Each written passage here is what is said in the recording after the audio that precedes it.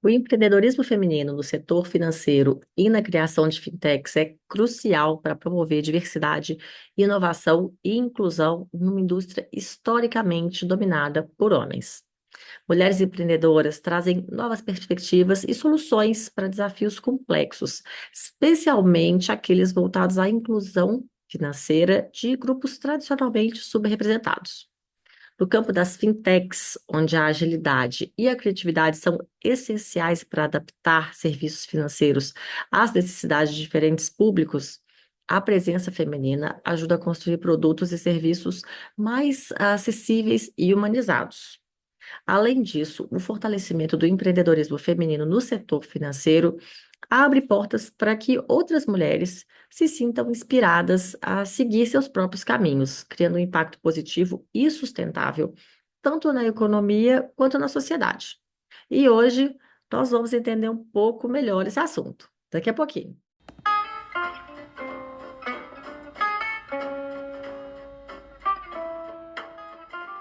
Bom dia, boa tarde, boa noite, boa madrugada, boa alvorada. Eu sou Juliana Mendonça e esse daqui é o Empreende Delas, um podcast sensacional sobre negócios criados, impulsionados, administrados ou impactados por mulheres.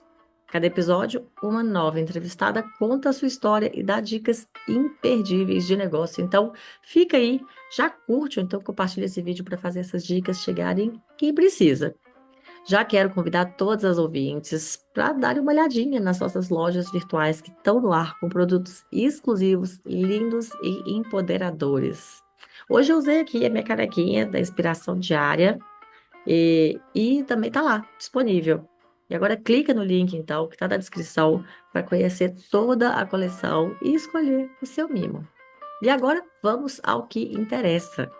Nesse episódio, conversei com a Letícia Moschioni, estrategista de negócios e cofundadora da FinScale, uma especialista que não só vive e respira o mundo das fintechs, mas que também atua diretamente para ajudar outras pessoas a lançarem os seus próprios bancos digitais.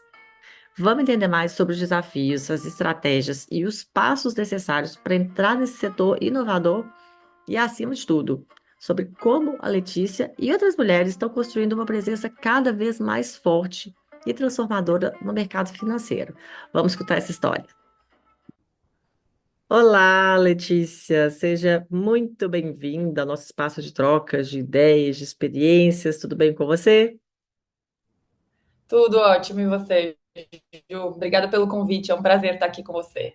Tudo bem também. Pois é, vamos falar aí desse tema. Para mim, um mistério. Estou super curiosa para saber mais. Já tive algumas fintechs aqui, mas vamos lá.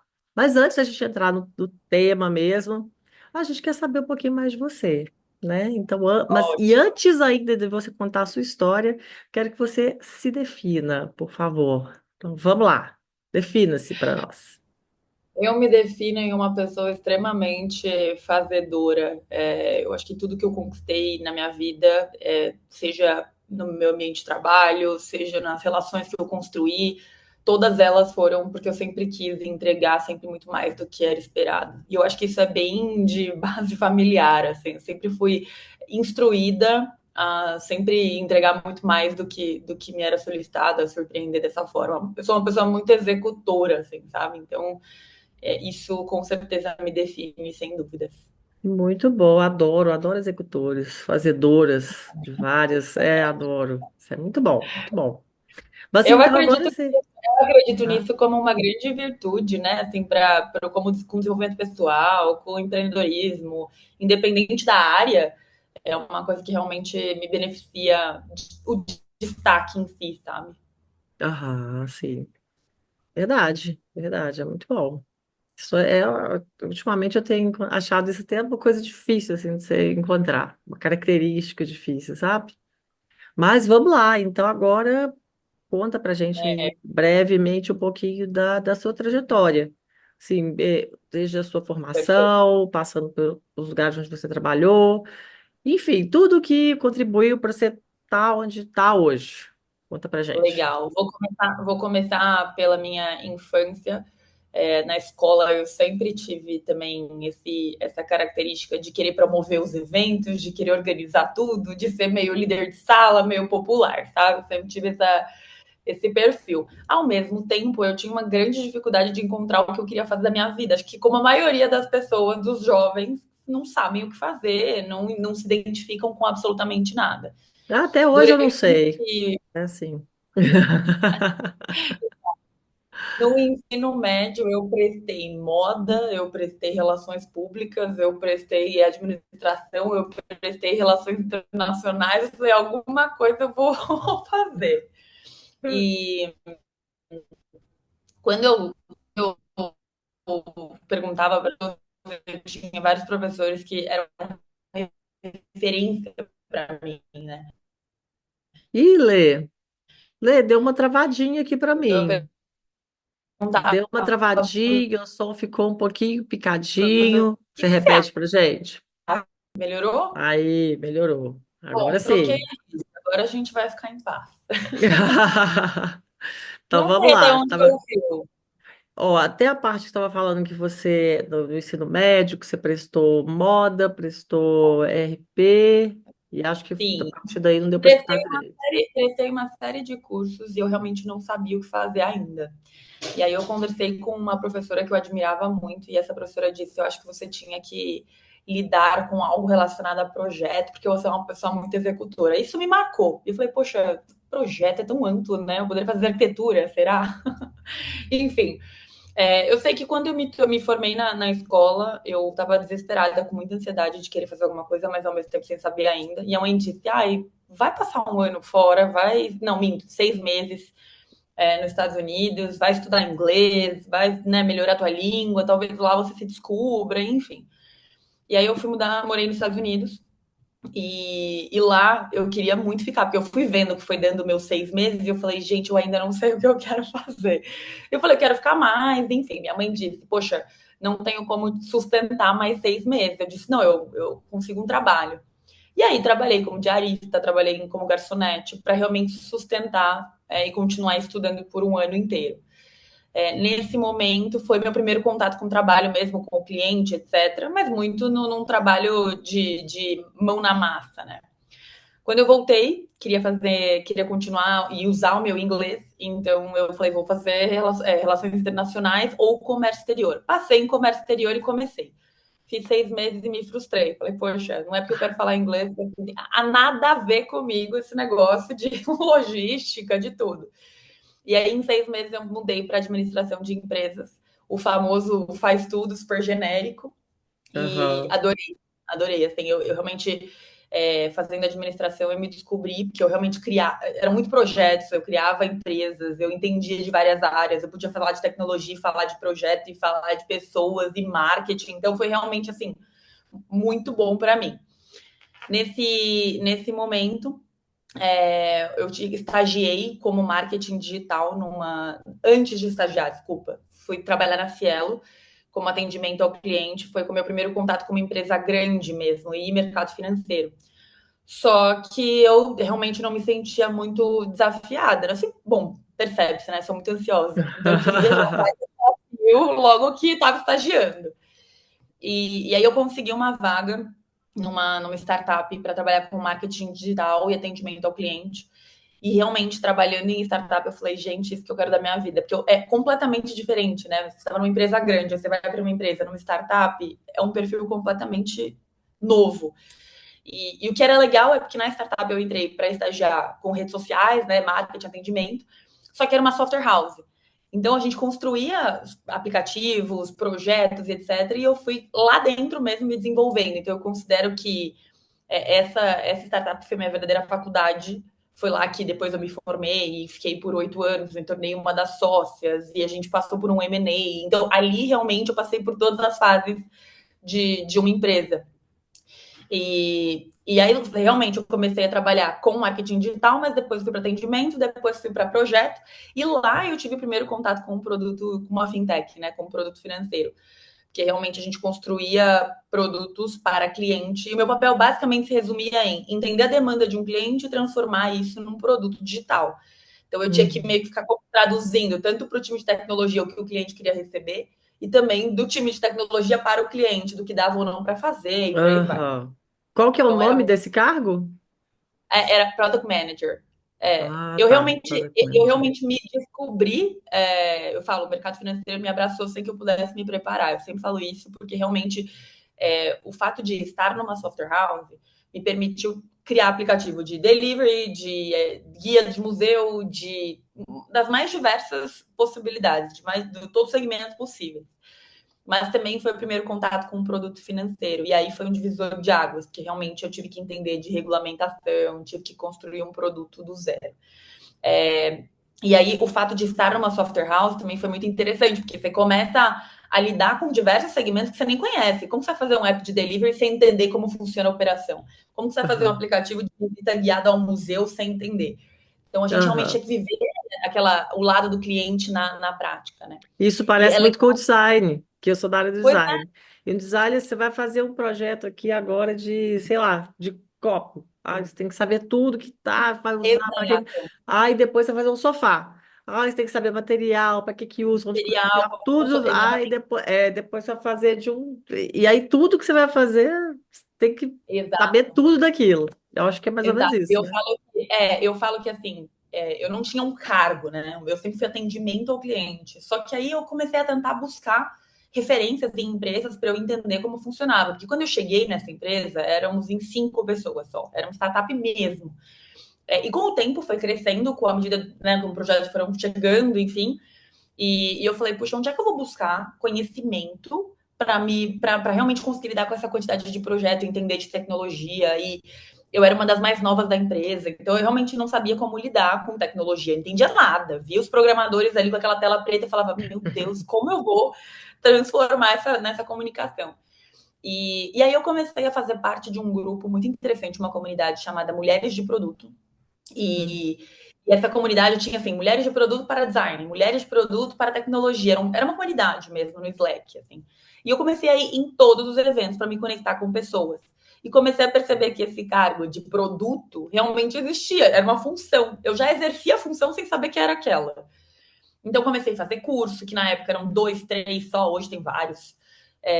Fazer curso, entender de product design e me mergulhar mesmo nessa parte de tecnologia e de ferramentas, etc. Então, eu até brincava, eu lembro de falar isso claramente nos meus 20 anos. Falava, gente, eu não vejo a hora de ter um time de produto, porque dá para fazer, porque a gente consegue escalar e tal.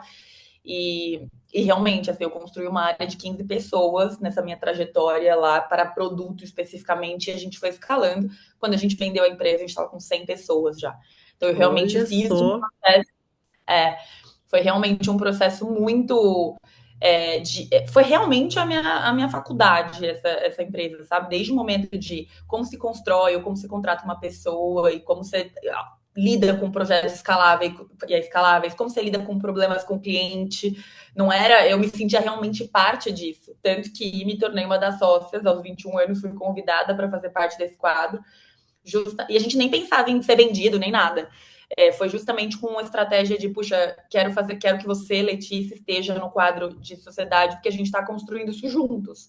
Então eu me senti assim super lisonjeada e foi o que me deu um boom de quero passar isso adiante, eu quero formar outras pessoas, quero conseguir ajudar.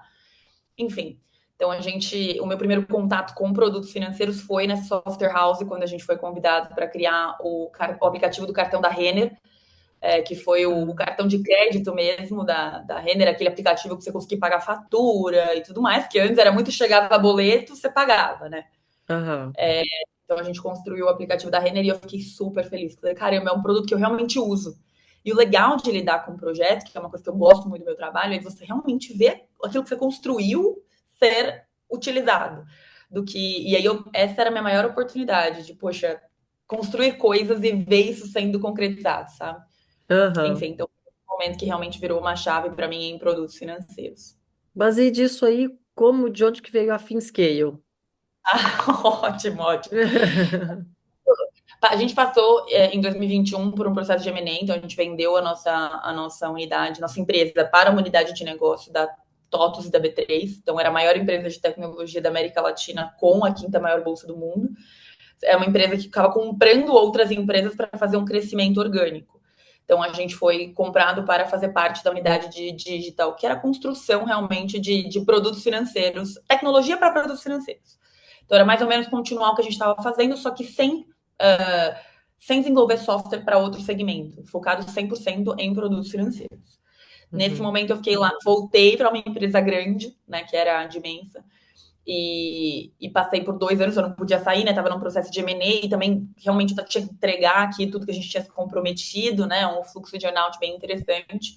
Também foi um grande aprendizado, porque eu nunca tinha passado por um processo de compra e venda de uma empresa, ou saber lidar com isso, enfim, então me deu uma maturidade também muito maior.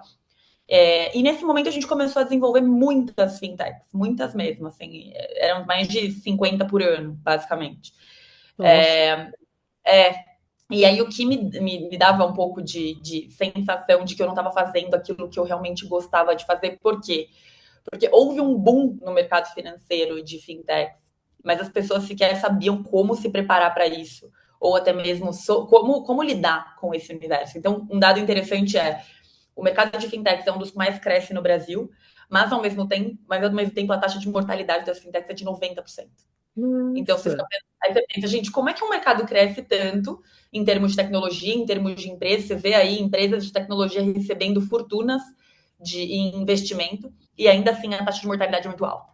Então isso começou a me incomodar porque eu comecei a perceber que, poxa, as pessoas não tinham conhecimento, mas queriam ter um próprio banco digital, queriam ter uma fintech. Por quê? Porque existem ferramentas muito boas que ajudam você a ter um banco digital em 30 dias, se você tiver dinheiro, né? E lidando com essa quantidade de pessoas, eu falei, poxa, eu preciso de alguma forma para conscientizar essas pessoas de que não é só contratar uma ferramenta. A ferramenta ela é o caminho, ela é o recurso. Por trás disso, você precisa entender que você está construindo uma empresa. Então, que tipo de pessoas você contrata, que negócio você vai realmente consolidar, qual é a sua estratégia, tem muita coisa para além de contratar uma tecnologia. E eu, como vendia tecnologia, eu percebia que as pessoas não estavam se preocupando com todo o restante. Foi aí que eu comecei a procurar na internet e falei, gente, eu quero encontrar um lugar onde tenha conhecimento, ferramenta, informação para eu passar para os meus clientes, que eles estão contratando de mim a tecnologia, mas eles não sabem todo o restante.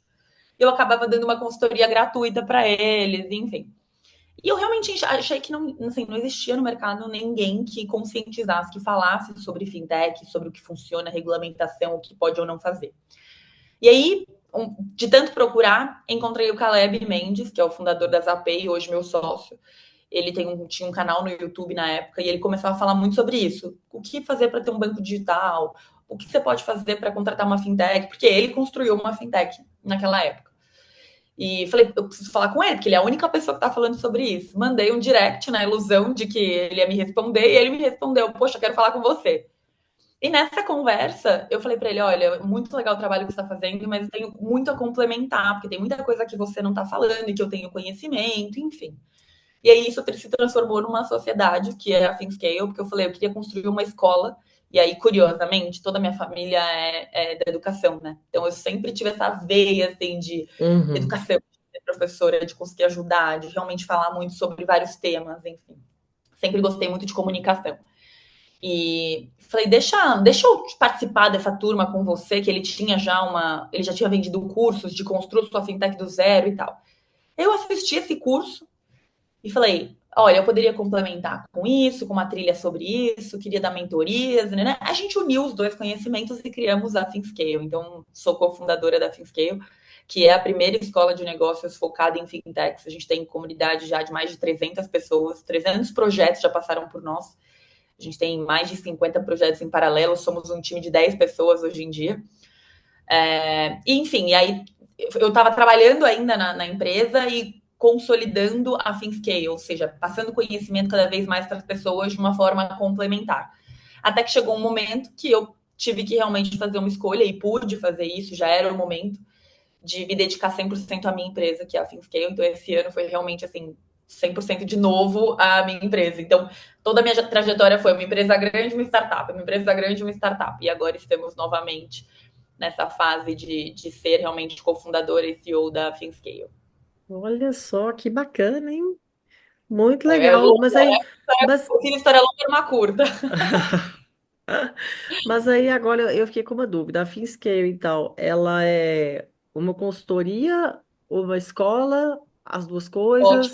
ótimo ponto. A gente é uma escola. E a gente começou oferecendo realmente cursos e aulas gravadas, e são várias trilhas, né? Então, quero construir uma fintech de crédito, porque fintech você pode ter diversos segmentos e subcategorias. Então, você pode ter uma fintech de crédito, ou de meio de pagamento, ou de conta digital, ou de gateway de pagamento, tem vários segmentos. Então, a gente Uhum. destrinchou em aulas e trilhas específicas sobre esses segmentos. Acontece que as pessoas que contratavam e compravam o curso queriam muito esse apoio de continuar, né, de ter um suporte, de poder tirar dúvida, de pedir para que a gente palpitasse no projeto, de dar opinião. A gente, estou aqui buscando investidor, me ajuda a construir um pitch de investidor. Então a gente começou a construir mais e mais produtos para a nossa própria comunidade. Então a gente tem Hum. um curso preparatório para captação de investimento, enfim. E aí, pela própria comunidade, a gente também recebeu essa demanda de por que vocês não dão essa consultoria, essa assessoria? Pega na nossa mão e ajuda. Porque tem muito disso, né? As pessoas elas têm tempo para estudar, mas elas não têm tempo para conduzir o projeto. Ou querem conduzir o projeto, mas não tem tempo de ficar assistindo às aulas, etc. Então a gente tem um É. produto hoje que é o FinScale Club, que aí é para membros especificamente, para quem realmente quer colocar a sua fintech no ar e que ajuda de ponta a ponta. E a gente consegue construir esses projetos em 2, 3 meses, para quem realmente está nesse processo consultivo. Então a gente tem desde capacitação conceitual, negócios mesmo, você consegue ser autodidata e conhecer e aprender sobre as tecnologias e sobre os serviços, mas a gente também consegue assessorar de ponta a ponta, dando mentoria e consultoria direcionada ao projeto. Sim, muito bom. Agora sim, E a ficou gente mais é muito, claro. E a gente é muito, eu sempre falo, a gente é muito parceiro no sentido de desde concepção, ou seja, você quer construir uma fintech, qual é o teu modelo de negócio? Como você vai rentabilizar? Qual que é a sua estratégia? Que tipo de tecnologia faz sentido para você ou não? Então, desde o embrião até realmente depois que você já lançou o produto e quer escalar, quer captar investimento, quer crescer, então a gente consegue fazer isso numa trilha contínua, não é um projeto, por isso que eu falo que não é só consultoria, é realmente uma assessoria, a gente chama de aconselhamento estratégico para o negócio. E aí o que me brilha os olhos é porque, no fim das contas, eu acabo participando de diversos projetos novamente, com todo aquele viés e aquela capacitação que eu já tive na minha carreira. Ah, é verdade. Muito bom. E me conta uma coisa, você, como mulher, sabe, você vê assim, alguma dificuldade, alguma barreira? Porque eu já vi, já li em alguns lugares esse ponto de dificuldade da mulher, de, né, do acesso ao crédito.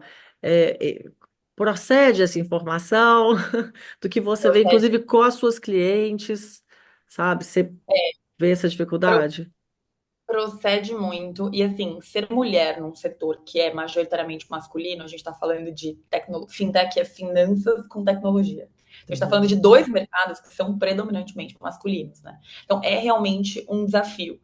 E foi disso que também me despertou esse desejo de conscientização para as mulheres, para falar mais sobre isso, para me expor mais em relação a isso. Porque, é, ao mesmo tempo que é um desafio, eu enxergo como oportunidade para as mulheres, né? Por isso, até eu lancei um produto fintech para elas, que é realmente. Porque, curiosamente, 3% só das fintechs possuem mulheres na liderança. E é um dos mercados que mais cresce. A gente tem mais de 1.600 Gente, fintechs no Brasil. 3% é nada. Nada, nada. E hoje existem comunidades e existe um movimento, o que eu gosto muito, né, de sempre incentivar, de fazer parte disso, etc. Mas é um desafio, só que a gente pode enxergar esse desafio como uma oportunidade. Então, é notório também a participação de mulheres em projetos que fazem total diferença. Nós, mulheres, somos bem dinâmicas e a gente também tem muita capacidade de gestão, de lidar com diversos segmentos, de lidar com diversas atribuições dentro de um negócio. Quando a gente fala de fintech, na maioria das vezes são startups.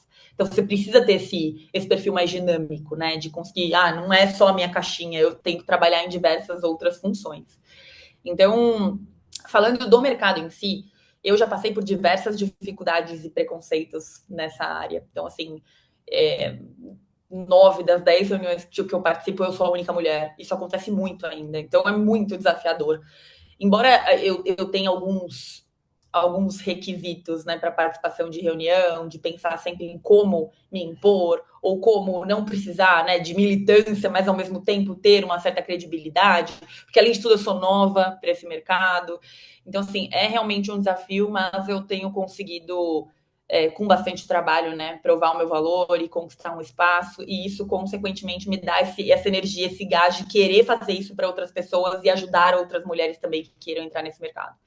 Então, assim, é um desafio tanto para quem quer trabalhar como com fintechs, porque não é muito explícito o quanto a mulher tem de oportunidade nesse mercado, então eu estou nessa luta, mas ao Uhum. mesmo tempo também para acesso a serviços financeiros, para emprego, para tudo, é um grande desafio. Credibilidade é um grande desafio também. Mas você falou que tem um produto específico para mulher?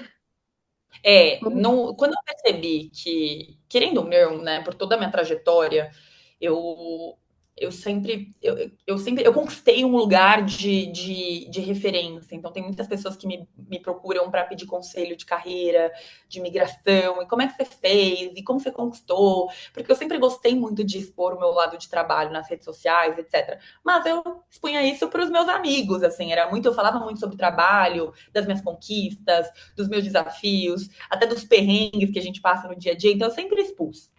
Com o tempo, eu fui ganhando espaço e credibilidade. Então, as pessoas perguntavam: puxa, como é que você conquistou? Como é que você passou de uma empresa para outra? O que você realmente faz? Enfim.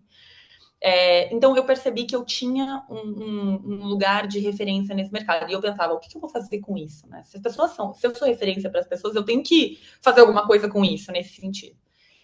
E aí eu comecei a pesquisar e perceber, obviamente, que a maioria das fintechs que eu construía e da comunidade na FinScale em si, quase não tinha mulher construindo fintech, né? E por outro lado, também quase não tinha mulher trabalhando nas fintechs. E eu falei, não é possível. Eu comecei a pesquisar mais sobre isso e vi esses dados de que realmente existe um movimento para trazer mais mulheres para esse mercado, mas que ainda não tinha, né? Então eu falei, vou lançar um produto que tenha, chama Fintech para elas, que é um produto que ele não fica sempre aberto, tá? Ele tem turmas específicas. Desse ano já encerrou, a gente vai abrir outra no que vem. Mas é basicamente para quem quer trabalhar em uma fintech ou começar uma fintech. Então é todo o meu conhecimento, desde construção de produtos digitais até o mercado de fintech em si, conceito, etc., para que as pessoas possam trabalhar nesse mercado. E a gente mudar esse cenário de apenas 3% das fintechs tem mulher na liderança. Hum, muito bom. Nossa, tô pensando mil coisas aqui. Eu já quero abrir a minha fintech. Tá? Eu dei uma Muito viagem, fui bom. longe. Muito bom, é isso mesmo. Depois A aqui gente em off eu vou te contar a minha ideia. ótimo, por favor, já pode. Porque assim, né? Existe um movimento, Ju, que as pessoas elas pensavam antigamente de que para você ter uma fintech você seria banqueiro, né? Ah, vou construir um banco digital e tal. Não, e parece uma coisa muito complexa. Quer Eu dizer, isso, mera mortal, vou ter um banco digital, não, fintech não. eu Fintech é para. ouço isso Eu ouço isso com muita frequência. Depois que as pessoas passam pela mentoria, pela consultoria, elas falam: Meu Deus, eu achei que era muito mais complexo, era muito mais caro, era muito mais difícil. De fato, era muito mais difícil. Mas a gente tem órgãos reguladores, tecnologias, o Banco Central em si, ele joga muito a favor das empresas e de negócios novos através de fintechs. Então, hoje é muito mais simples. Só que as pessoas, por falta de conhecimento, por isso estamos aqui com a FinScale, entendem que isso é muito mais complexo. Mas, voltando ao que eu estava dizendo, quando você, antigamente, né, quero construir um banco digital, era muito realmente para quem queria ter um próprio banco. E as pessoas não queriam comprar essa briga de, poxa, não, eu não quero, eu não sei como ganhar dinheiro. Ou então também pela taxa de mortalidade, desmotivava, porque muita empresa lançava e morria nos primeiros 2 anos. Então, houve esse preconceito. Acontece que com o fintech a gente passa por diversas eras, digamos assim. Então, um começo era a estrutura de banco, aí depois lançou, né, C6, Neon, Nubank, veio uma leva de produtos digitais, depois os próprios bancos tradicionais se fintechizando, né, se transformando em produtos digitais, como o Bradesco, por exemplo, tem a Bia como inteligência artificial, aí você olha o Itaú, que é um aplicativo extremamente legal hoje em dia. Então, eu sempre falo que houve uma certa concorrência positiva entre os bancos tradicionais e as fintechs, porque as fintechs elas olham para os bancos tradicionais e têm isso como aprendizado. Eles são muito bons em regulamentação, em segurança, em produtos financeiros e por aí vai. E por outro lado, os bancos tradicionais se inspirando nas fintechs como uma forma de, puxa, eu não preciso da porta giratória, eu não preciso de 70 seguranças para sacar um dinheiro, para ficar numa fila e por aí vai. Então, essa concorrência ela foi muito positiva, né? Então a gente passou por essa era também de ter outros produtos e acesso a produtos digitais. O que eu falo muito, né? Antigamente, para você conseguir financiar um apartamento ou ter um relacionamento de crédito com um produto digital, nossa, tinha que ter um relacionamento de 10 anos com o banco. Você tinha que abrir o banco quando você abria o teu primeiro emprego e ficar nesse banco por 10 anos para conseguir ter um relacionamento. Hoje em dia, Uhum. esse acesso ao crédito foi muito democratizado. Você consegue abrir uma conta digital em 5 minutos, né? Aham. Então, querendo ou não, também houve essa era. E agora a gente olha para empresas grandes e sólidas como Itaú, ou, perdão, como Ambev, como Ipiranga, que são empresas que, por exemplo, Ambev, que vem cerveja, bebidas, etc., já está se tornando uma fintech. E aí você pensa, como isso, né? Justamente porque fintech é você oferecer serviços financeiros dentro de uma operação, não necessariamente ser um banco. Então a fintech ela tem a distribuidora, ela tem o comprador, ela tem todo um ecossistema ali. E se ela consegue intermediar essas relações, ela tem uma outra unidade de negócio. Então ela consegue monetizar de outras formas. Assim como franquias, por exemplo, você pega uma Cacau Show. Cacau Show a gente fez um business plan para eles e basicamente a receita principal deles passaria a ser da fintech do que de venda de chocolate. Por quê? Porque eles oferecem crédito para franqueado, crédito É para franqueado, mesmo. franquias, recebimento de meio de pagamento, eles colocam a própria máquina de cartão nas redes. Então, assim, tem muita oportunidade de Gente. negócio. Exato. Então, por isso que eu falo, todo mundo Que que tem um coisa. negócio, eu tenho uma tese, todo mundo que me ouve falar, eu falo muito sobre isso, de que toda empresa vai se tornar uma fintech nos próximos 5 anos. E eu quero muito que Ah, as eu pessoas também me. vou, eu também quero. Tá vendo? Mas é isso, porque realmente você pode oferecer serviço financeiro. Se você paga, se você recebe, você pode ser sua própria fintech. Mas olha que interessante, eu já queria, não pensando assim, em pagar, mais ou menos pagar e receber, mas eu já tinha pensado em ser uma cooperativa, sabe? Para mulheres empreendedoras, sabe? Para principalmente mães empreendedoras, Pois e é. para coisas simples, assim, sabe? Porque pensando nessa questão do acesso ao crédito, que fala que é uma dificuldade, né? Pensando nisso, e crédito com coisa pequena, sabe? Sei lá, alguém Sim. que quer abrir uma. Não, sei lá. Pensa aí, tem um perfil no Instagram e quer fazer as fotos mais bonitinhas, mas sabe, não tem como pagar uma fotógrafa e a gente, sabe, faz esse enfim, pensando em coisas assim. Mas você Não, vê, é muito até pela legal. minha cabeça já tinha passado essa ideia. Mas eu tenho um produto que eu tô desenvolvendo que é focado em empreendedoras, principalmente no norte e nordeste do país, que não tem acesso tão facilitado como a gente está falando. Por exemplo, São Paulo é um polo de serviços financeiros. Então, assim, é mais fácil das empresas, né, acessarem a essas pessoas. Mas quando você olha, por exemplo, para Norte e Nordeste, tem muita empreendedora que vive em função do teu próprio trabalho para famílias, né? Para se alimentar, para sobreviver. E hoje a gente já tem. Por isso que eu gosto muito desse mercado e desse movimento, porque existe uma conscientização, uma democratização ao acesso ao dinheiro. Então, a gente, como empreendedora, a gente, como que está nesse acesso, que consegue enxergar as oportunidades, a gente tem como papel social fazer com que isso chegue na base de pirâmide. Então, quando você olha num produto, por exemplo, eu posso oferecer crédito focado em mulheres, para que elas consigam crescer os seus próprios negócios, para que elas tenham educação financeira, para que elas consigam aumentar teu capital e etc. Isso é muito interessante.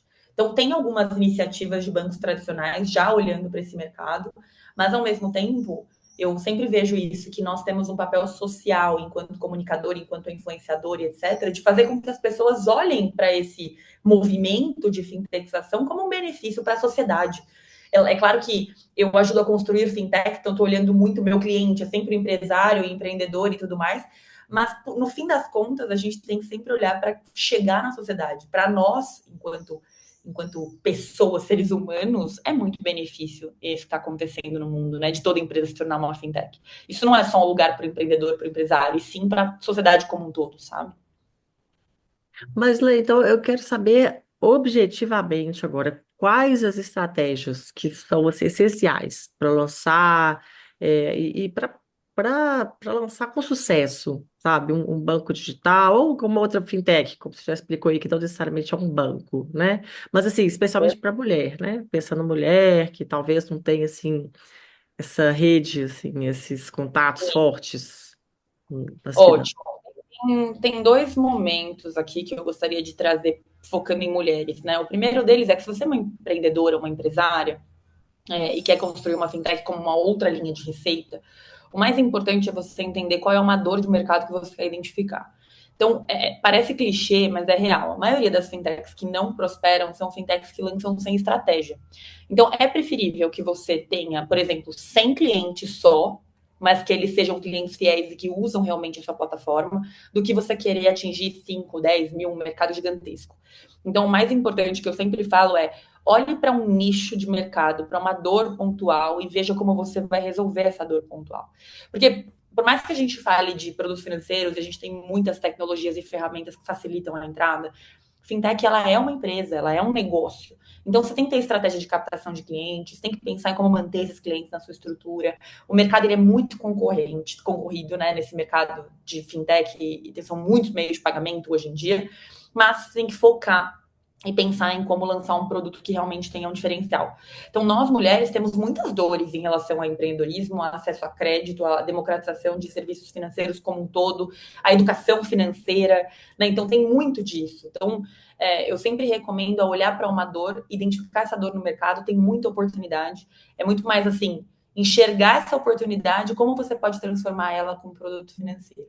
Então, por um lado, quem está empreendendo, quem está realmente começando um negócio, e enxerga oportunidades de ter, de estudar e aprender mais sobre esse mercado financeiro. A gente tem, obviamente, vários conteúdos gratuitos no YouTube, na FinScale, mas é interessante entender dor de mercado. O que você quer resolver com esse produto financeiro? Qual que é o teu principal desafio a resolver com isso? E não construir um banco digital, uma fintech, só para remunerar, para não ter propósito, para ter que ganhar dinheiro, porque de fato não vai. Isso a gente já comprovou. Quem lança um produto só sem propósito realmente não tem um produto de crescimento sustentável. Né?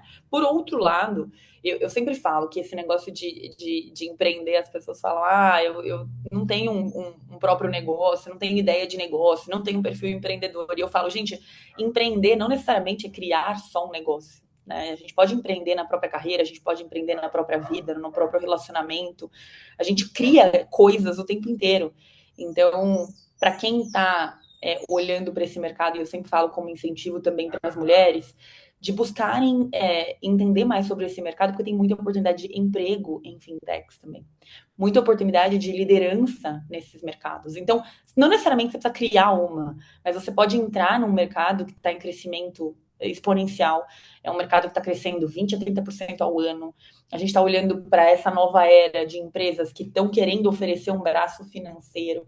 Então, é uma grande oportunidade para qualquer pessoa, embora você não queira criar a tua própria, você se mergulhar nesse universo para entrar no mercado que mais cresce no Brasil é muito interessante. Então, Sabe uma impressão que eu não. tenho? Eu te interromper rapidinho. Quando você fala de trabalho, de emprego, por exemplo, em fintech, quando fala tecnologia, para mim, tá? Vem aquela impressão assim, não, mas então tem que saber programar. Então tem que saber programação. Se você está falando de tecnologia, de fintech, não, então, né, não é para. Exato. Sabe o que, que eu falo muito? Assim, quando você pensa no mercado de fintech para construir uma, não necessariamente você precisa de conhecimento de tecnologia, tá? Você tem outros caminhos e outras facilidades. Eu sempre faço uma analogia com a construção de uma casa, né? Você pode construir uma casa sem entender nada de obra. É óbvio que você pode contar com apoio com um mestre de obra que vai te ajudar, vai te dar mais segurança, vai te fazer gastar menos ou mais. E aí a gente tem, você pode contar com assessores, com suporte e tudo mais. Mas não significa que você não possa construir. É muito entender o lugar que você está, a oportunidade que você tem e realmente enxergar que, assim, para a mulher, ela hoje, né, a oportunidade que eu enxergo, Você pode entender de projeto, de administração, de marketing. Você pode também entender de tecnologias, também pode entender de mercado financeiro. Então, o mercado de fintech ele tem diferentes nichos. Puxa, você pode ser uma pessoa muito boa de atendimento ao cliente e trabalhar numa fintech e se desenvolver em outras áreas. Assim como você também pode ser uma ótima desenvolvedora e querer se desenvolver mais em negócio. Então, o que é legal é que você tem várias oportunidades dentro desse segmento, desse nicho. E a mesma coisa acontece quando você está construindo uma. Que, poxa, eu tenho todo um background de produtos digitais, mas eu me desenvolvi e entrei no mercado financeiro na construção de um projeto especificamente. E isso me abriu uma série de outras oportunidades. Então, a gente tem que ter essa sensibilidade para realmente enxergar as oportunidades e enxergar também o que o mercado está pedindo. Quando a gente olha para o mercado, que tem um crescimento relativamente grande nesse universo e ao mesmo tempo a gente tem só 3% de mulheres em liderança, poxa, é uma grande oportunidade.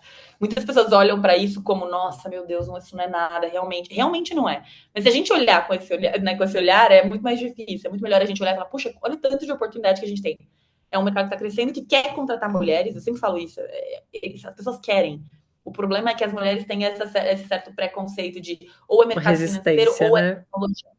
E é muito doido, porque sim, existe preconceito, mas também existe uma resistência das próprias mulheres, de não se sentirem capazes, de não buscarem oportunidades nesse mercado, de não quererem se desenvolver. Então, eu sempre incentivo super essa entrada, porque tem muito potencial, muita oportunidade. É, parece que sim. Mas e aí, você estava contando, falando do que o primeiro passo, então, é identificar uma dor e ver ali qual que vai ser o A propósito. primeira coisa é identificar um propósito. Então, eu quero oferecer, por exemplo, uma fintech de crédito para empreendedoras que não têm acesso a serviços financeiros. Ok, você olha para qual é o nicho, porque se a gente for falar de empreendedoras, a gente está falando geral, né, Brasil, e aí a maior parte das empreendedoras são mulheres, então você fica muito amplo. Mas, eu vou olhar para uma cidade especificamente e vou trazer uma proposta de valor, ou seja, vou oferecer uma condição de crédito diferenciado para elas, vou oferecer um processo de educação para as pessoas que são empreendedoras, vou oferecer um benefício, por exemplo, de gestão de venda e etc. Então, você percebe uma dor de mercado, porque as empreendedoras não têm fluxo de caixa, porque elas não entendem que elas precisam de capital de giro, elas não conseguem crescer os seus negócios porque elas não têm controle financeiro, enfim. Então, isso é uma dor. O segundo passo é encontrar uma tecnologia que te atenda. Por quê? Hoje, para você construir uma fintech, você não precisa buscar uma licença do Banco Central especificamente. Você tem umas empresas que já têm a própria licença e que te financiam isso. Então, por isso que eu falo que é muito mais rápido. Então, você não precisa se preocupar em ter a própria licença do Banco Central e etc. Você pode encontrar uma tecnologia para isso e você se preocupar, eu sempre falo, com a ponta do iceberg, que é o teu relacionamento com o teu cliente. Toda a parte tecnológica, compliance, LGPD e etc., existem empresas que te ajudam a compor esse produto. Então, hoje tem mais de 200 empresas nesse segmento e que você consegue esse apoio, e, enfim. Então, você não precisa ter Esse uma área de apoio que você compliance. fala é você contratar essa empresa? Isso, você Da contrata a estrutura que parte. a gente chama de Banking as a Service, né? Que é banco como Uhum. serviço. Então, toda a parte de compliance, LGPD, tudo que precisa para um banco operar de forma regularizada, essas empresas elas já fazem tudo isso para você e elas te terceirizam. Então, você consome esse serviço através de uma tecnologia. Então, embora pareça muito fácil, que tem 200 empresas no mercado que oferecem esse serviço, eu sempre recomendo que você entenda primeiro o teu diferencial. Então, por exemplo, vou ter uma fintech de crédito. Se você tem uma fintech de crédito, existem empresas específicas de crédito que podem te ajudar, porque tem análise de crédito, tem fundos de investimentos parceiros, tem um juros melhor, um juros menor, e por aí vai. Se você está falando de uma fintech de meio de pagamento, por exemplo, eu vou intermediar entre quem está comprando e quem está vendendo, lojista, rede credenciada, tem outro tipo. Então, entender primeiro essa parte inicial da proposta de valor para depois uma escolha de uma tecnologia bem consolidada. Tá, que é a tecnologia que você fala, é a empresa que eu vou contratar para me fornecer esse Isso. serviço já redondo. Então, eu vou me preocupar mesmo com o negócio. O Com que o que eu quero, o negócio. que que eu vou fazer, como se estivesse fazendo qualquer outro negócio. Pois é, e eu te falo que assim, parece óbvio, né? Você fala, ué, mas é claro que eu vou criar um negócio e vou ter que me preocupar com ele. Mas não é a maioria das pessoas fazerem isso. As pessoas que elas querem começar pela tecnologia. Por quê? Porque é o mais Aham. fácil. E aí elas lançam um baita produto E eu Não, sempre eu acho falo que nem é o essa mais analogia também. fácil. Eu acho que parece, dá a impressão de ser o mais difícil. Então é a primeira preocupação, sabe? Não é o mais fácil. Mas assim, e é muita coisa para pensar, né? Quando a gente vai pensar negócio. Então, acho que é, tem essa confusão mesmo. Acho que fica uma coisa meio confusa. Sim, mas os principais, assim, os passos, né? Você define uma proposta de valor e um nicho de mercado. Depois você encontra uma tecnologia que pode te oferecer e te ajudar nesse segmento a executar o plano que você elaborou. E o terceiro ponto é você olhar para a sua própria base de clientes para escalar o produto. O que é isso, né? As pessoas elas têm muita preocupação de lançar um produto que, nossa, tem mercado, vou ter 20 milhões de contas no meu celular, etc. Não é bem assim. Diferente de muitos mercados, o universo de fintechs, uma métrica de sucesso não é a quantidade de contas abertas, porque isso te gera custo. Como é muito mais fácil abrir uma conta digital, por exemplo, hoje você consegue abrir uma conta digital baixando o aplicativo no celular, criando uma conta e acabou. Se você nunca mais usar esse produto, não faz diferença nenhuma para você, porque é gratuito. Mas pro banco, para a instituição, tá gerando custo. Sua conta está aberta, sua conta está gerando custo para ele. Então, é preferível que você lance para um número menor de pessoas e que esse número menor te gere uma receita recorrente do que, de fato, você querer atender o mercado inteiro e não conseguir controlar. Eu sempre dou de apoio também para as fintechs que passam pela minha assessoria, que é assim, lança um produto o mais rápido possível, testa um protótipo o mais rápido possível, porque nenhuma das fintechs ela vai lançar e ela vai continuar do jeito que ela é desde o início. Você olha para empresas, por exemplo, a Amazon começou vendendo livro. Hoje vende tudo, né? Mas É. começou vendendo livro. Então você tem que segmentar. Empresas como, por exemplo, Instagram, por exemplo, foi crescendo com o tempo. Facebook com o tempo. Então, assim, não adianta a gente querer olhar para um produto magnífico, gigantesco, porque é a analogia da Netflix. Você entra na Netflix, você passa mais tempo escolhendo o que assistir do que assistindo. De tanta opção que tem. Então, é Aham. muito melhor você lançar um produto único, que seja assertivo, e aí você atende, sei lá, 100 clientes. O que esses 100 clientes consomem? O que eles estão gostando ou não estão gostando? Aí você cria um segundo produto, uma segunda solução para esse segmento, e aí você vai ampliando. Então, eu sempre falo, gente, pesca no aquário, olha para os seus próprios clientes, entende a quantidade de informação que a gente, com tecnologia, hoje consegue ter dos próprios clientes, do que a gente ficar olhando para mercado, porque a empresa X fez isso, a empresa Y fez aquilo, quero fazer também. Mas com base em quê? Então, hoje a gente tem ferramentas como inteligência artificial, como o próprio Open Finance, tudo que a gente tem a favor de ser também uma tecnologia muito revolucionária aqui no Brasil, né? Olha para o Pix, que atingiu aí mais de 300 milhões de operações em um dia. É o país inteiro quase fazendo uma operação. É. Então a gente está muito bem posicionado nesse sentido, mas não dá para deixar de olhar para o teu segmento, para o teu foco, para o seu cliente. Então, se você não tem oportunidade, pensa quantas dores a gente não tem aí de acesso ao serviço financeiro, quantas empresas funcionando e etc. Mas se a gente não focar especificamente em criar um produto de receita recorrente, a gente não consegue ter um produto sustentável. Nossa, Lê, de novo aqui eu fui longe. É Eu que é muita adoro essas informação. revistas, assim, adoro. Essas que eu paro, eu fico, gente, tipo assim, então, caramba, É, vou demorar um pouco para processar aqui. tranquilo.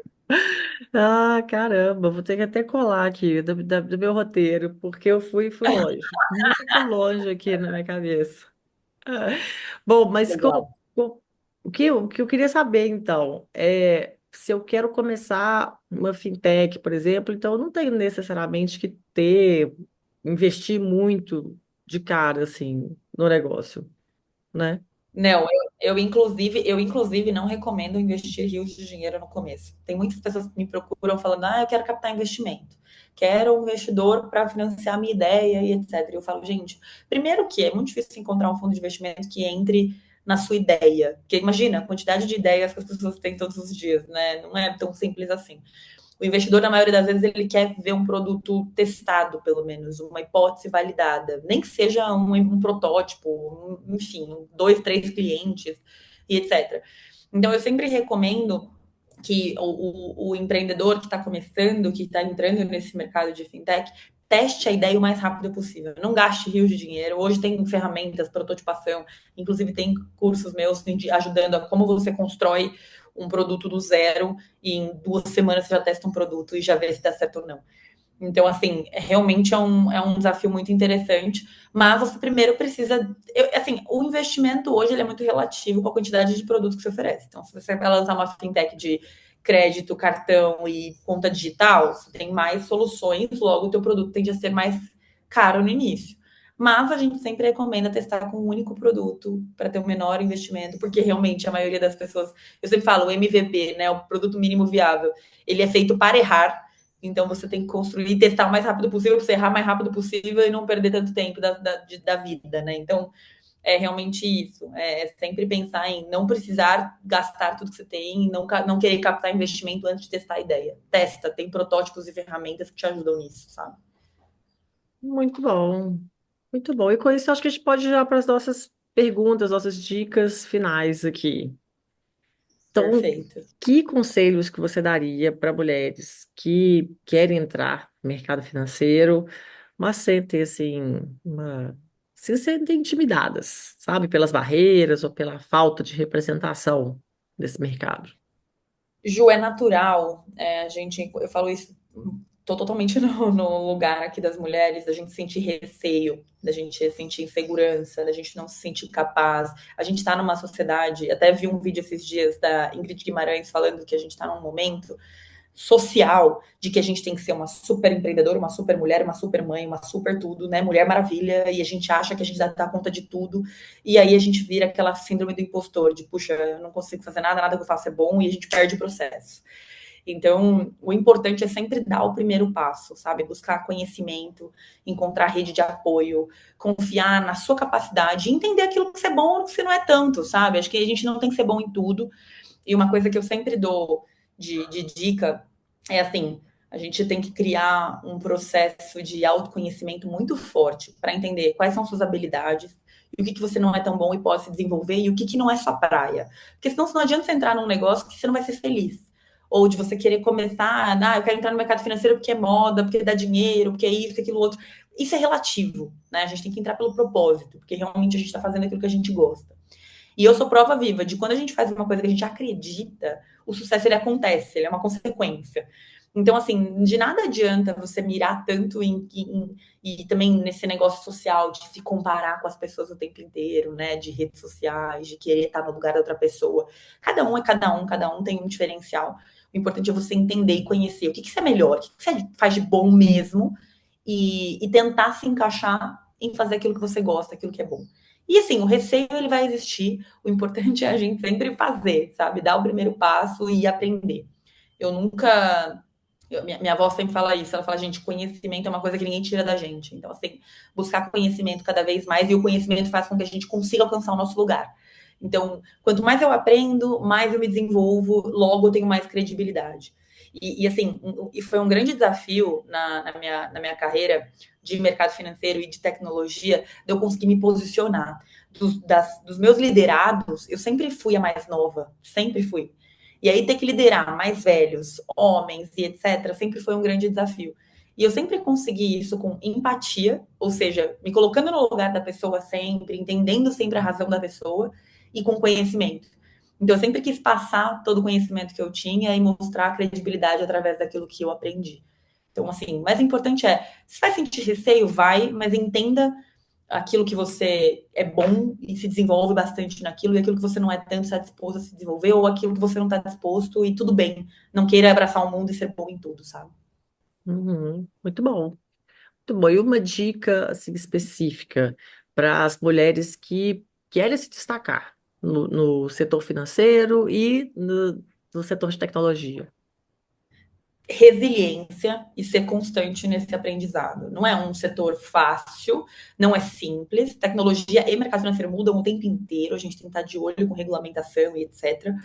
Mas com determinação, com inovação, é super possível se destacar e construir um legado. Então, assim, resiliência, paciência e ser constante. É todo dia você buscar aprender uma coisa nova e fazer sempre. Então, não sei, mas eu quero aprender, buscar mentores, buscar pessoas que te inspiram nessa região. Eu quero me destacar numa startup, numa fintech. Olha para as mulheres que trabalham em fintechs, o que elas fazem, quais são os hábitos comuns, o que você pode fazer para se desenvolver e se inspirar. Acho que isso é o mais importante. Você se inspira e tenha paciência para respeitar seus limites. Muito bom. E quero saber de você, qual foi o maior aprendizado que o empreendedorismo com tecnologia te trouxe? Olha, o empreendedorismo é uma jornada de muitos altos e baixos, assim, né? Nunca é constante. Eu sempre falei isso e na minha terapia, inclusive, minha terapeuta fala, Letícia, isso significa estar vivo, né? Você fica com o coração subindo e descendo o tempo inteiro. E a gente quer buscar uma constância e a gente quer buscar segurança. Isso é natural do ser humano. A gente tem receio dos riscos. E o empreendedorismo é esse sobe e desce, tem muitos altos e baixos. Então, eu aprendi que persistência e a persistência ela não nem sempre significa sucesso sempre. E sim que você está sempre buscando, sendo constante. Então, assim, a gente tem que estar preparado para aprender com cada uma das etapas. Nos momentos bons e nos ruins. Tudo passa nessa vida, sabe? E quando a gente tem um momento desafiador, a gente tem que olhar para isso como uma oportunidade. Então, assim, o que eu aprendi disso? Tem várias coisas que eu passei especificamente nesse último ano aí de empreendedorismo, que foram muitos desafios, muita ansiedade, muita preocupação, preocupação com as pessoas, com os cargos que estão dependendo daquilo que eu estou construindo, com os projetos que estão confiando no meu trabalho. Então a gente tem uma autocobrança. Acho que esse é o maior desafio de todos. Assim, a autocobrança ela está sempre relacionada ao empreendedorismo, porque a gente quer sempre entregar mais e fazer mais e achar que a gente é mulher maravilha. Então, assim, entender que o processo, os altos e baixos, fazem parte da construção daquilo tudo, a gente passa a não se frustrar tanto com os baixos. E comemorar também, né? Assim, os desafios do dia a dia. Puxa, passei por um momento não tão legal. O que eu levo de aprendizado disso para que isso não aconteça novamente? E entender que a gente está lidando com pessoas e projetos de pessoas e com sonhos. Então a gente tem que saber respeitar sempre as outras pessoas e dar o melhor da gente, independente de onde a gente estiver. E estar preparado para aprender em cada uma das etapas. Acho que esse é o meu maior aprendizado, assim, olhar para as situações como um processo. Estou aqui para viver e para construir algo, e na construção você pode ter desafios e acertos, e se a gente não passar por erros, a gente vai passar um dia, porque a vida é essa, né? A gente aprender com os erros. É isso que melhora a gente, né? Vamos aí para evoluir. É isso aí. Exatamente, E exatamente. agora, eu queria uma dica. Agora é dica cultural. Agora é um livro, ou filme, série, música, alguma coisa que te inspira e que você acha que Tá. pode inspirar quem está te escutando também. Eu gosto de, assim, eu já fui uma leitura mais voraz no tempo de empreendedorismo, a gente não tá mais lendo tanto quanto a gente gostaria, mas tem alguns livros que eu acho que são, assim, extremamente importantes para mim, e um deles me marcou muito, para dois, né, dois me marcaram muito. O primeiro, Outliers, é um livro, assim, que fala muito sobre horas de voo, sobre o tempo que você passa para aprender e desenvolver alguma coisa. Eu sempre falo sobre esse livro, eu ganhei de um chefe meu no começo do meu estágio, e realmente foi muito marcante, porque eu, como uma pessoa ansiosa, eu sempre quis saber tudo e fazer tudo do melhor jeito possível e me frustrava muito. Só que existe, nesse livro, fala muito sobre o tempo que você precisa fazer alguma coisa para você ser realmente muito bom. E que não adianta, por exemplo, 9 grávidas não vão parir o filho em um mês. Você precisa do processo dos 9 meses para a construção de alguma coisa. Então, o processo ele faz parte. Então, assim, quanto mais você faz uma coisa, melhor você fica naquilo. Então, ser constante e persistente, por isso Outliers para mim é sensacional. Um outro livro que eu gosto muito de citar é o Mindset. Eu gosto muito de Ah, livros que tá. falam sobre mentalidade, sobre o crescimento, o autoconhecimento e a nossa cabeça como essencial no sucesso do empreendedorismo e que a gente tem que ter muito autocontrole. Então, eu sempre falo, na minha jornada de empreendedorismo também, você cuidar da própria cabeça nos momentos de criatividade, você cuidar do seu físico, da saúde mental, fazer terapia, exercício, ter momento de pausa, isso também é importante. Então, a gente, até fazendo um gancho aí com a dica que você perguntou do que eu aprendi, é isso também. A gente tem essa cobrança de eu não vou parar, porque se eu parar, eu estou sendo improdutivo. Quando, na verdade, a cabeça do empreendedor, ela precisa desses respiros, dessas pausas para a gente ter essa criatividade. Então, esse livro Mindset me ajudou muito nessa construção de mentalidade de crescimento para o sucesso do empreendedorismo. A nossa cabeça é absolutamente tudo, a gente tem que respeitar. Eu gostei bastante dele também. Não terminei, É, né? não. Não terminei ainda, não. Ah, mas eu sou muito dessas. Eu gosto muito de livro de autoconhecimento, de autoajuda, de inspiracional. Assim, acho muito interessante. E o Aham. que é legal, um filme legal também, eu não sou muito dos filmes das séries, eu gosto de séries que me prendam muito, então eu não fico assistindo muito, eu pego uma que alguém indique e maratono.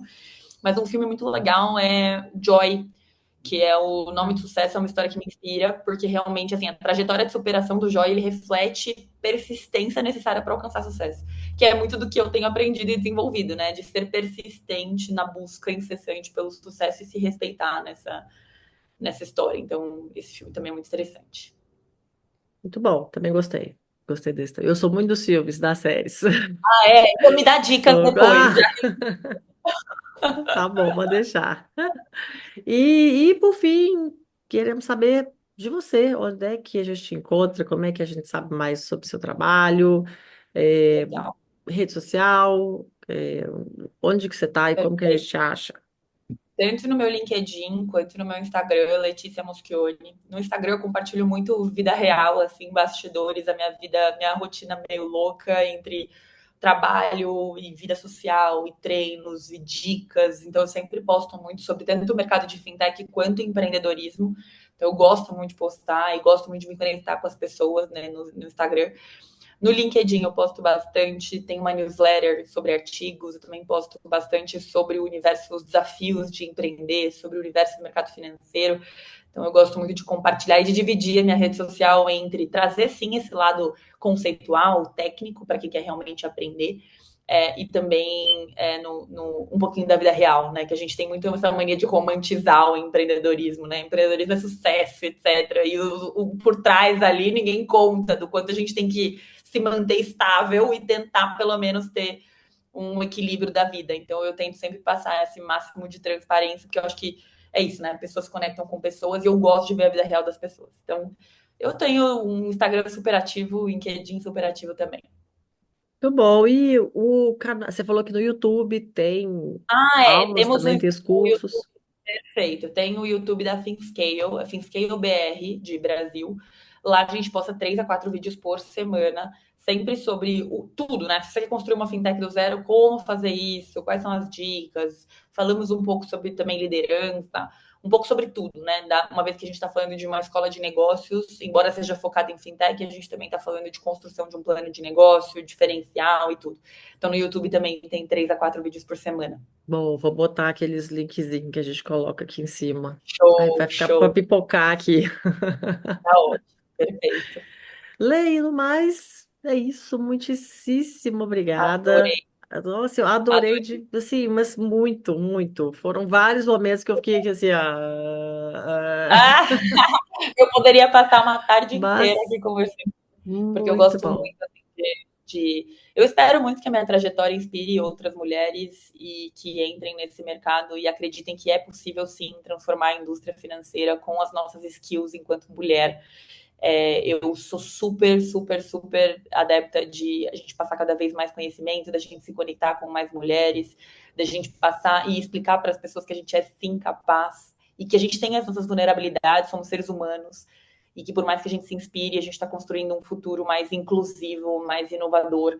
E nós, mulheres, como empreendedoras, independente do segmento, do nicho, a gente pode fazer muita diferença, porque a gente tem uma coisa que eu sempre falo, a gente tem diferenciais por ser mulher. Então a gente tem que encarar isso como oportunidade, e não como um desafio, como um vitimismo, enfim. A gente está buscando aí incessantemente a igualdade, mas ao mesmo tempo a gente tem que enxergar isso como uma oportunidade de fazer diferença. Então, obrigada. Eu espero mesmo que inspire. Pronto, gente. Falou tudo, não precisa falar mais nada. É isso aí. Beijo para todo mundo. Ai, adorei, adorei, Muito gente. Beijo. obrigada, Lê. Beijo para Muito você e boa obrigada. sorte aí. Siga inspirando e botando a mulherada para Obrigada, frente mesmo. Que é sensacional o seu obrigada, trabalho. Parabéns. obrigada, Ju. Um beijão. Beijo. Tchau, Obrigadão. tchau. E muito obrigada também a você que está aí até agora, que escutou, assistiu esse episódio inteiro até aqui. Se por acaso se lembrou de alguém que também está aí querendo dominar o mundo, também quer criar a própria fintech, e aí, enfim, né, que vai gostar desse conteúdo, então indica a gente. Compartilhe lá nas redes sociais, coloca lá em tudo que você usar, sei lá, Instagram, TikTok, muito bem-vindo. Tudo, gente. LinkedIn. Porque assim a gente alcança cada vez mais pessoas, né? E consegue ajudar, orientar cada vez mais pessoas. Bom, você pode saber mais sobre o projeto do podcast no site empreendedelas.com.br e entrar em contato também pelo e-mail que está lá. Deixa eu pensar o que mais. Pode seguir a gente no perfil do Instagram, do Facebook, do LinkedIn. É o @empreendedelas. E também, no link, se quiser me procurar também no LinkedIn, tô lá, Juliana Mendonça. E não se esqueça, como é que eu ia me esquecendo de falar para vocês? Não esquece de ir lá, conferir as nossas lojas, comprar seu mimo, porque é uma maneira ótima de apoiar esse projeto maravilhoso. E me falar que eu estou no caminho certo, né, gente? Porque dá aquela forcinha, dá um ânimo, sempre bom. Bom, mas então eu fico por aqui. E te espero no próximo episódio com uma nova história inspiradora. Porque, convenhamos, né, gente? Só passa um espetáculo por aqui. Bom, perde não. Vamos que vamos, porque para se aventurar nesse mercado, a gente tem que ter peito. Até lá!